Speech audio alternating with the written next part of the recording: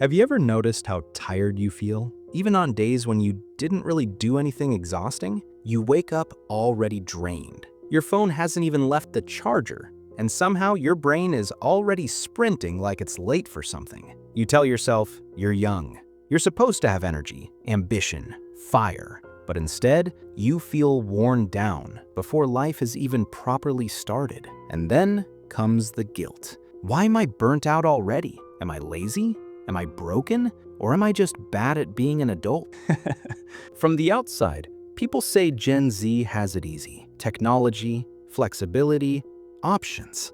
You can work from anywhere. You have more freedom than any generation before you. And on paper, that sounds amazing. But psychologically, that's not how the human brain experiences it.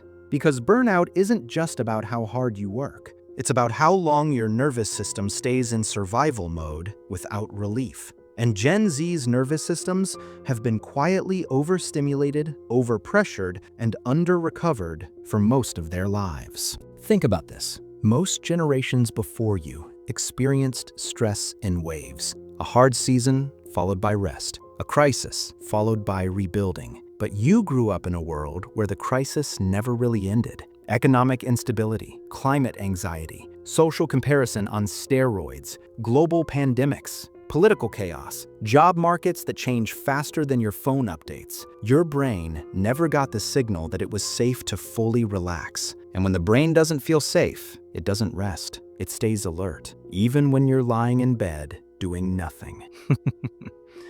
Burnout used to be something people associated with middle age, long careers, decades of overwork. But now, psychologists are seeing burnout symptoms in people who haven't even hit 30. Emotional numbness, brain fog, loss of motivation, cynicism. Not because Gen Z is weaker, but because the conditions they're developing in are uniquely exhausting.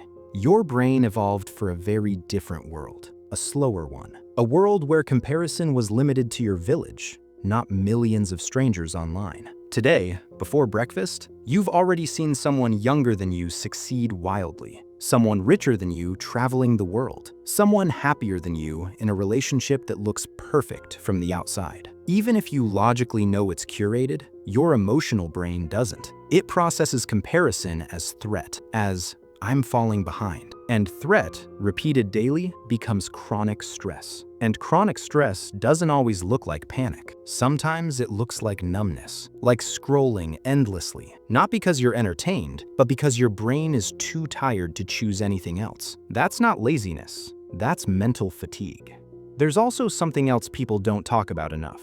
Gen Z was raised with the promise that if you work on yourself enough, you can optimize your life into happiness. Be productive, be disciplined, be emotionally intelligent, heal your trauma, find your passion, monetize it, stay fit, eat clean, have boundaries, stay socially aware, be kind but not too soft, confident but not arrogant.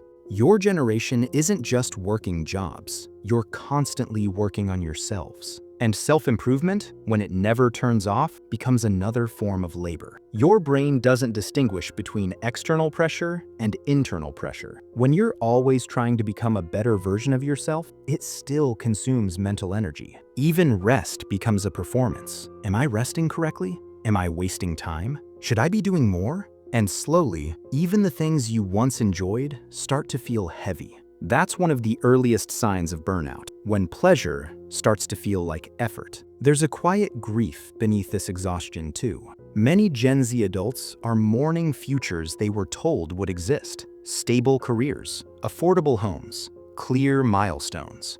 Instead, the path feels foggy, temporary, uncertain. And the human brain hates uncertainty. When the future feels unpredictable, the brain stays hypervigilant, scanning for danger, even if that danger is abstract, especially if it's abstract. This is why you can feel burnt out even if your life doesn't look that hard from the outside. Burnout isn't about hours worked, it's about emotional load. And Gen Z carries a heavy emotional load. You're more aware, more informed, more empathetic. You know what's happening in the world in real time.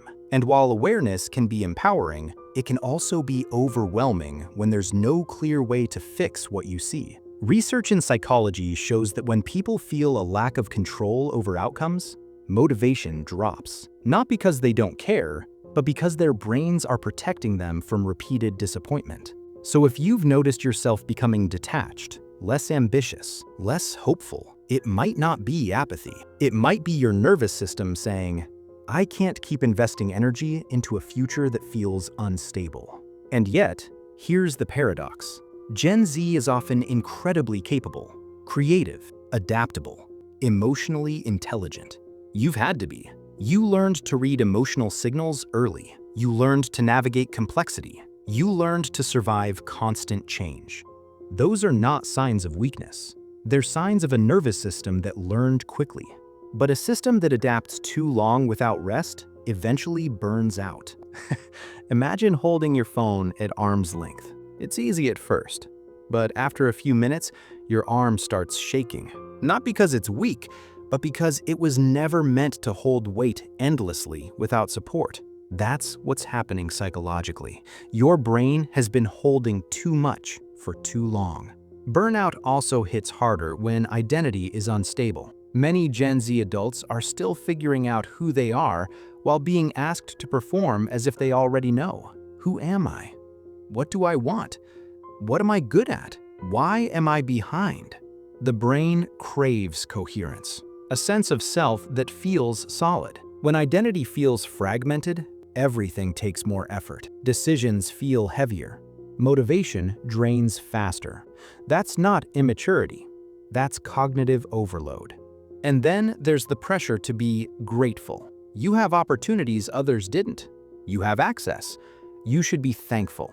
But gratitude, when used to silence exhaustion, becomes toxic. You can be grateful and still burnt out. You can acknowledge privilege and still struggle. Your nervous system doesn't run on moral logic. It runs on energy. Here's the part that rarely gets said out loud. Many Gen Z adults aren't burnt out because they don't care. They're burnt out because they care deeply. About meaning, about impact, about alignment. And when your values don't match the systems you're forced to operate within, that creates psychological friction.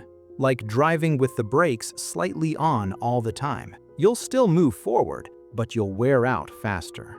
So what do we do with this understanding? Not in a fix your life in 5 steps way, but in a gentler, more human way.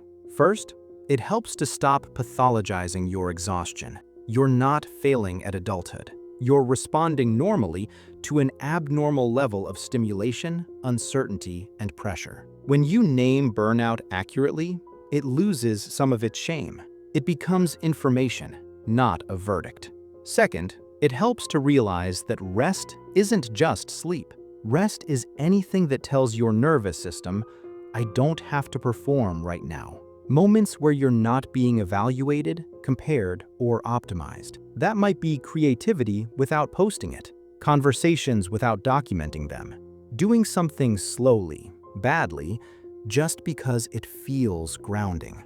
And third, it helps to remember that burnout often precedes change. Psychologically, burnout is a signal. Something about the way you're living, working, or thinking isn't sustainable. That doesn't mean you're weak. It means you're sensitive enough to notice misalignment. And sensitivity, when respected, becomes wisdom.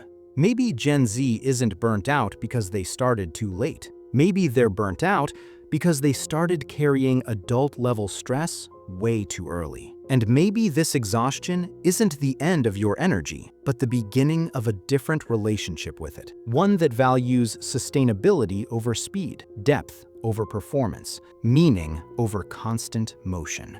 So if you're watching this and feeling seen, take a breath. Not as a solution, just as a pause. You're not alone in this feeling, even if it often feels isolating. And you don't need to have everything figured out to be worthy of rest, patience, and compassion. If this resonated with you, I'd love to hear your experience. What does burnout feel like in your life? Sometimes naming it together is the first step toward making it lighter.